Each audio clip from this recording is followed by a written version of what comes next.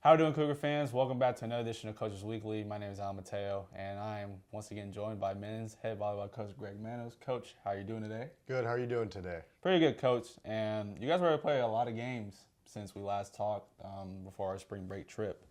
And it has not been the cleanest stretch, to say the least. Definitely been a bit of a scuffle so far.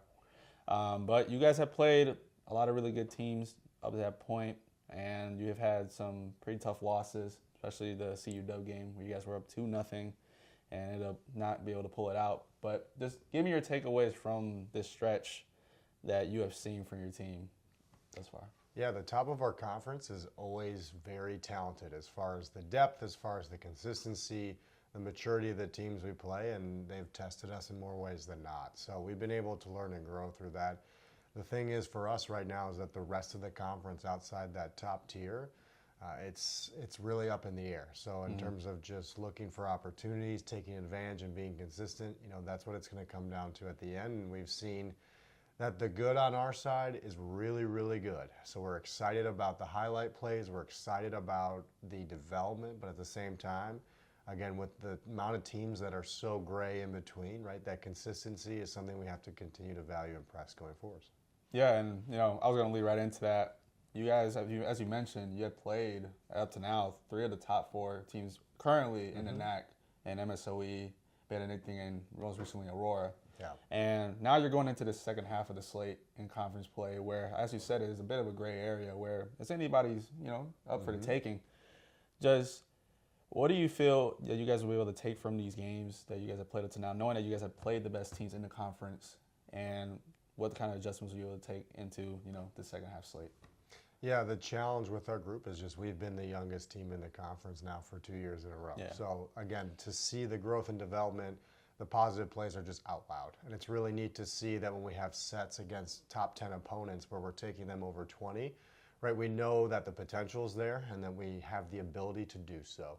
So as we go into these next couple games, the things we're pressing with our team is that we need to be consistently good more than inconsistently great, because we have been great at times, but it's just making sure that we value our consistency, our determination, and like you mentioned, right, there's a lot that's up for grabs, and realistically we don't have to be great, we just need to be consistently good to turn some of those games into W's. Yeah, it's always just about being better than the team that day, right?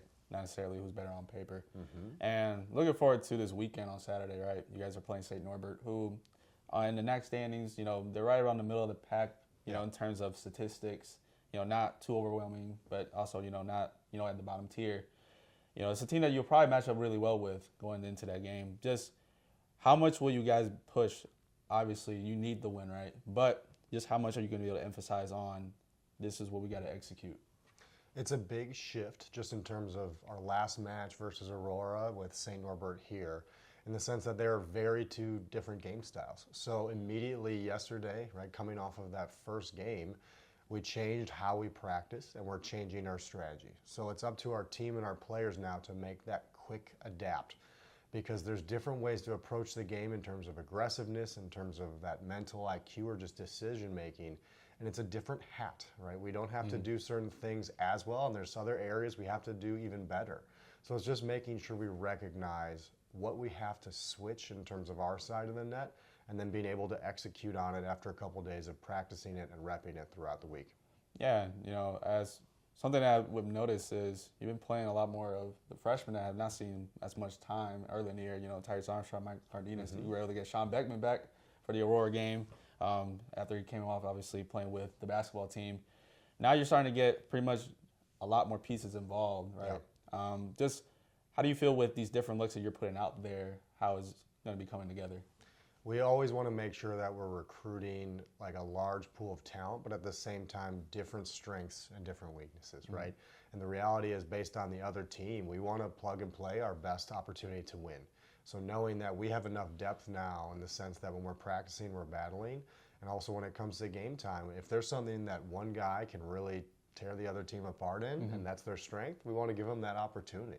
And at the same time, if there's something we need to defend on their end, that's something they do well, and we have a guy that matches up there, we're going to do that. And we're definitely more the new school approach. We want to attack teams where they're weak, and we want to defend their strengths. So making sure we're putting them in a position to beat us with their left hand or their not dominant hand. And offensively, we need to make sure we highlight what they struggle to defend. So it's not going to be the same week to week. It's not going to be the same matchup to matchup. But when we continue to grow and adapt to that strategy, long term, that's going to really allow us to be successful. Yeah, it's going to be pretty fun to watch. You guys compete this weekend. And that game will take place here in River Forest against St. Norbert at 1 p.m. Coverage for that can be found on CUCougars.com. And as always, my name is Al Mateo, Coach Greg Manos, and go Cougars.